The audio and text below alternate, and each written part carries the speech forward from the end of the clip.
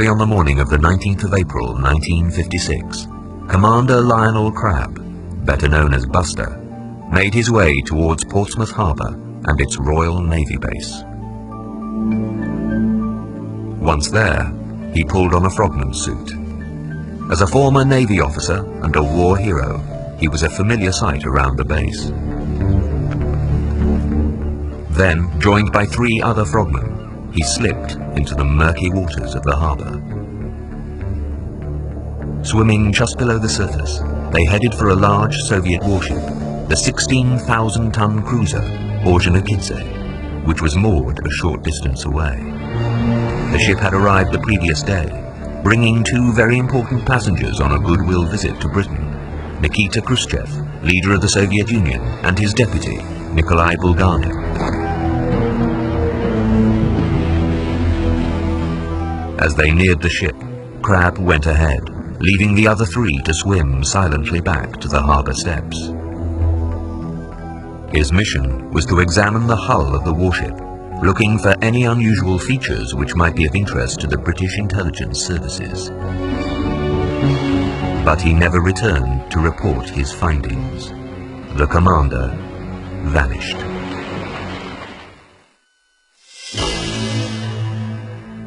Buster Crabb was born in London on the 28th of January 1909. He had always dreamed of going to sea and joined the Merchant Navy as soon as he was old enough to leave school. In 1940, following the outbreak of the Second World War, Crabb joined the Royal Navy Patrol Service, and even though he was a poor swimmer and didn't have particularly good eyesight, he managed to become an expert frogman. In 1942, Crabb was commissioned as an officer and volunteered for the highly dangerous job of underwater bomb disposal.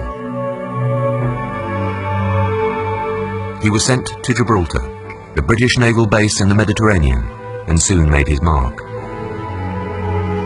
At the time, Italian frogmen were wreaking havoc with Allied shipping. Night after night they slipped through Gibraltar's defences and attached delayed action limpet mines and warheads to the hulls of warships and merchant ships.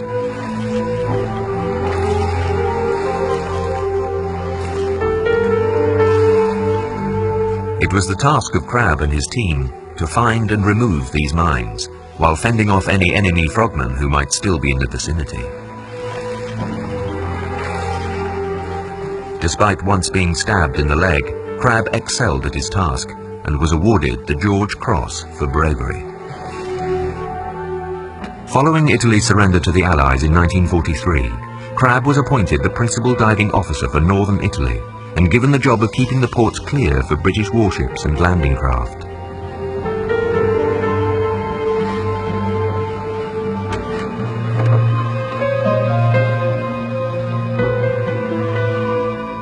Everyone considered him a hero. He even won the respect of the Italian frogman units, who insisted on surrendering to him personally. One of Crabb's first and most important post-war jobs was to open up Venice Harbour. Thousands of tons of wrecked shipping and hundreds of enemy mines had to be cleared. Crabb finished the war as a lieutenant commander and was awarded an OBE. In December 1945, he was sent to Palestine, where he gained further distinction for bravely removing mines from the hulls of British Navy vessels and police patrol launches. Mines placed by Jewish extremists who wanted the British out of the Middle East. In 1947, Crabb was discharged from the Royal Navy, but since he was a reserve officer, the Admiralty kept him on their books for top-secret underwater missions. This included working with the elite Royal Marines Special Boat Squadron to devise techniques for covert operations. But none of this really suited the restless war hero. He was bored and craved the action of the front lines.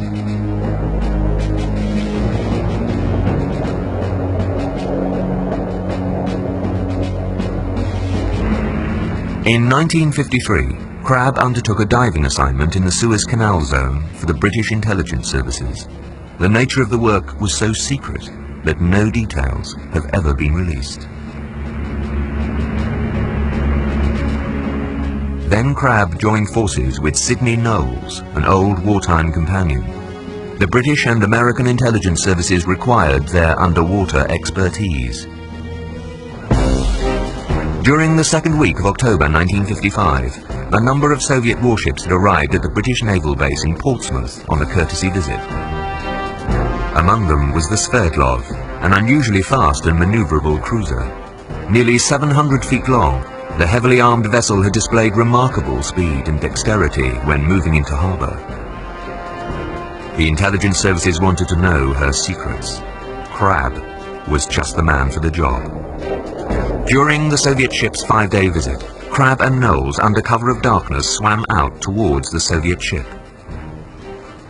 Because the Sverdlov was in British waters, the mission was carried out under the auspices of the CIA. If anything went wrong, the British could deny all knowledge of the operation. The Frogmen soon found what they were looking for. The secret of the Sverdlov's speed and agility lay in an ingenious auxiliary propeller, which could be lowered into the water from a large hole in the bow. The following year, Crabbe's services were called upon again, but this time it was for a job from which he would not return. In April 1956, British intelligence asked Crabbe if he would undertake another underwater spying mission against a new Soviet warship. The Ordzhonikidze was due in Portsmouth on the 18th of April, bringing Premier Nikita Khrushchev and his deputy, Nikolai Bulganin, on a goodwill visit to Britain. The intelligence services were curious to find out if the Ordzhonikidze incorporated any special features, such as those found on her sister ship, the Sverdlov, the year before. Desperate for any diving opportunity, particularly in the service of his country, Crabbe leapt at the chance. He had been feeling that the Navy no longer had any use for him. But he was not in the top physical condition of his earlier days. Excessive smoking and drinking had taken a toll. Divorced after a short, unhappy marriage, Crabbe was living in a small flat in London. He was working as a furniture salesman for an old friend, Maitland Pendock.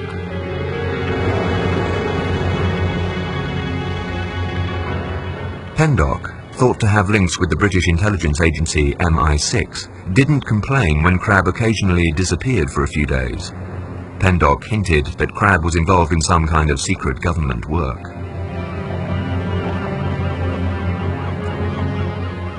In reality, Crabbe was swaggering around Portsmouth trying to look important, flourishing a sword stick engraved with a gold crab.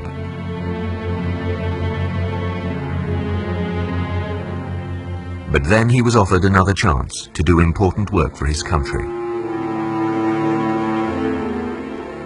Despite Khrushchev's apparently friendly overtures to the West, he was reluctant to halt the flow of valuable information being fed through to Soviet intelligence services by highly placed British traitors like Kim Philby.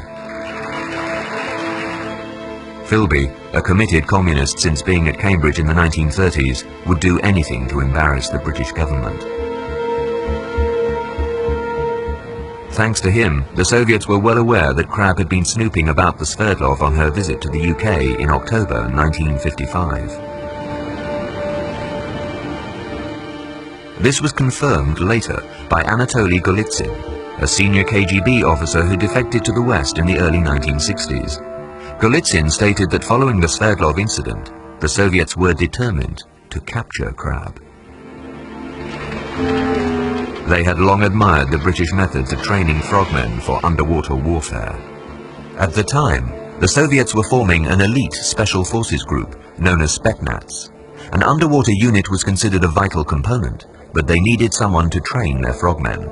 The Soviets thought Crabbe was just the man for the job. For their part, the British intelligence services wanted to know more about the new Soviet plans. They discussed the possibility of infiltrating a diving expert into the Soviet Navy, someone the Soviets would find acceptable, like Buster Crabbe. Khrushchev's visit to the UK in April 1956 seemed the ideal opportunity to sneak Crabbe into Soviet service. But Prime Minister Anthony Eden had expressly forbidden the intelligence services to go anywhere near the Soviet ships while in a British port. so the daring plan was kept top secret, and as with the Sverdlov the year before, it was to be carried out under the control of the CIA.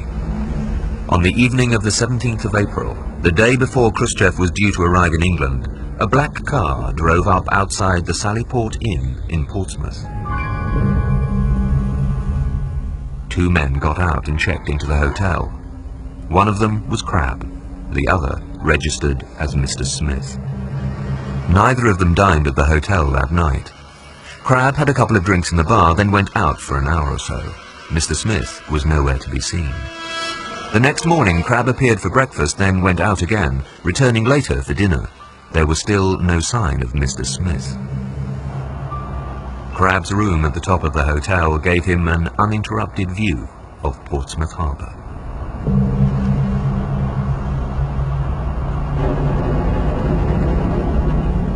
He watched closely as the sleek new Soviet warship, the cruiser Ordzhonikidze, accompanied by the escort destroyers Smotriashchi and Soversheny, came in sight.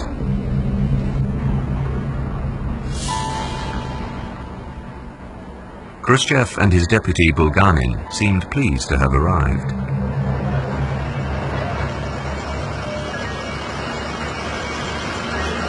But Crabbe was more interested in the three ships, especially the Ordzhonikidze, which seemed extraordinarily fast and maneuverable for such a large vessel.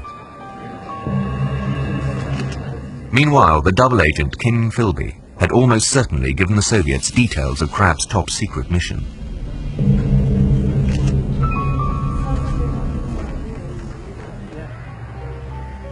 On the morning of the 19th of April, Crabbe was awake well before the staff at the Sallyport Inn and left before they started preparing breakfast. Mid-morning, Mr. Smith, whom no one had seen for 2 days, suddenly appeared in reception saying he wanted to settle both his and Crabbe's bill.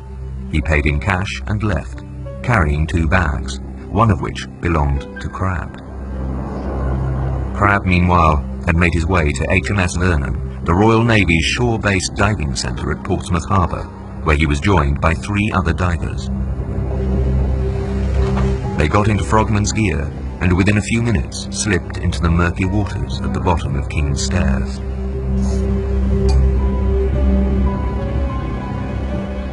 As they drew near the Ordzhonikidze, Crabbe swam ahead. His 3 companions then swam back to shore. They had been told to escort him as far as the Soviet ship and leave him there. They were not to do anything which might put them at risk, including interfering if Crabbe was in trouble. It was the last anyone saw of him. A few days after Crabbe had disappeared, a senior police officer arrived at the Sallyport Inn and carefully removed the pages from the register which covered the beginning of April. This included the entries for Crabbe and Mr. Smith. When the hotel manager protested, he was warned to keep quiet, otherwise he would be arrested for breaching the Official Secrets Act. But Crabbe's old friend Maurice Pandock was worried about his strange disappearance and asked 2 reporters he knew to make inquiries. Eventually, on the 29th of April, 2 days after Premier Khrushchev and Bulganin departed, the British Admiralty said that Crabbe was believed to have died while testing some new diving equipment. On the 4th of May, the Soviets said a Frogman had been seen near their ships in Portsmouth. They demanded an explanation. Prime Minister Eden apologized but refused to say anything further. But the questions wouldn't go away. Finally, Eden stood up in Parliament and said it would not be in the public interest to disclose the circumstances in which Commander Crabbe is presumed to have met his death. Hugh Gaitskell, leader of the opposition, asked him 5 times for more details, but Eden said nothing more. And there, despite the cynicism of press and public alike, the matter might have rested, had it not been for a grisly discovery just over a year later. On the 9th of June 1957, 3 men were fishing from a small boat in Chichester Harbour when they spotted a strange black object floating in the water. At first, they thought it was an old tractor tire. However, when they investigated, they saw it was a body, dressed in a rubber suit. The head and hands were missing. The suit was covered in marine growth, suggesting that the body had been in the water for some time. The fishermen pulled the body on board and took it ashore, where they reported the find to the Royal Air Force Station at Thorney Island. The RAF in turn informed the police, who collected the body. It was then taken to Chichester mortuary. The staff were given strict instructions not to prepare it in the normal way for a post-mortem. At this stage, the cause of death was unknown. Had the fishermen found the body of Buster Crabbe? Nothing had been heard of him since he had disappeared from under the Orkney in Portsmouth Harbour. The body was so mutilated that it could not be identified by Crabbe's former wife, or by his old friend and diving companion Sidney Knowles.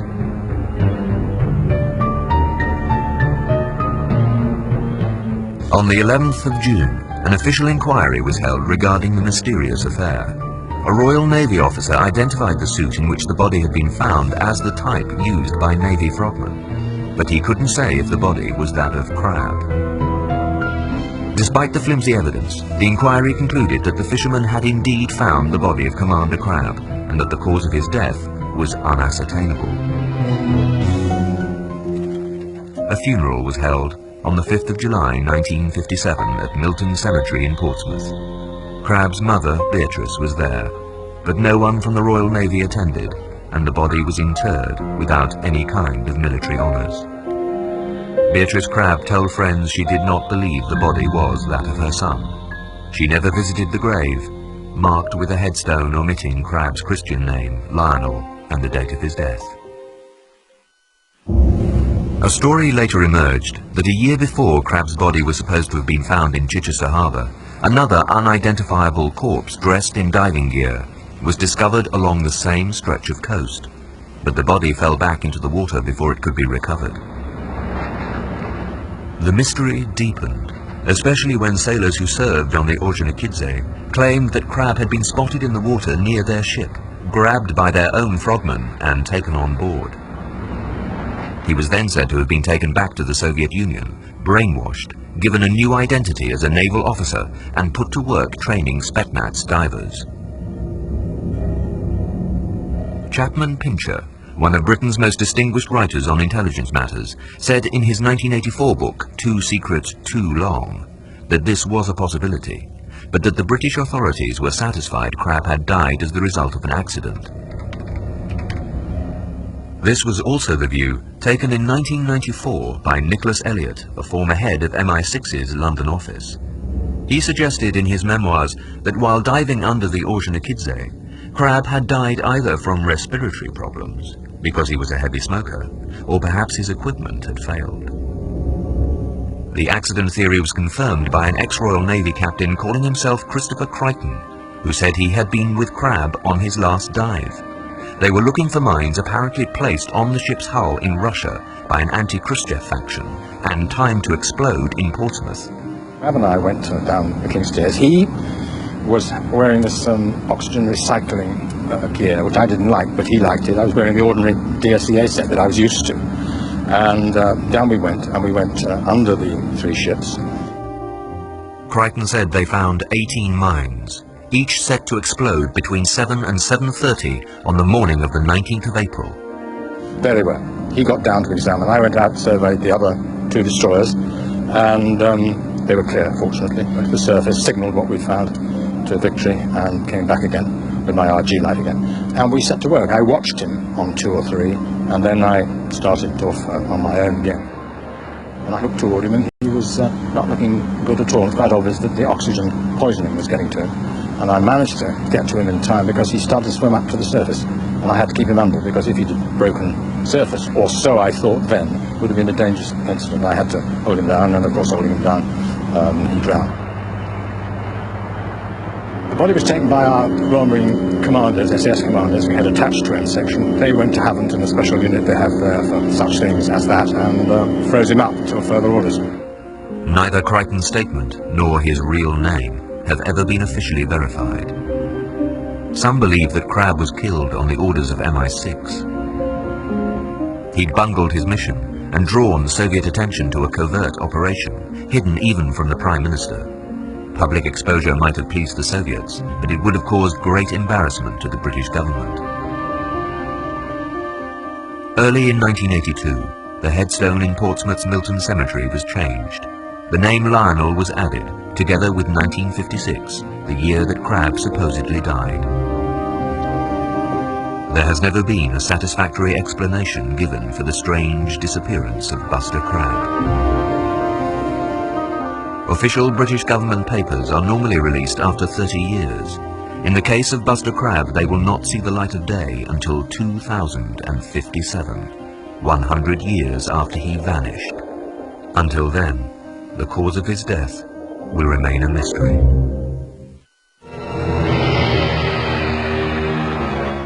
Next tonight, our brand new series on Egypt continues with the story of the Pharaoh and the Showman. A second chance to see the jewel in the crown of our Ancient Worlds Week in just a moment.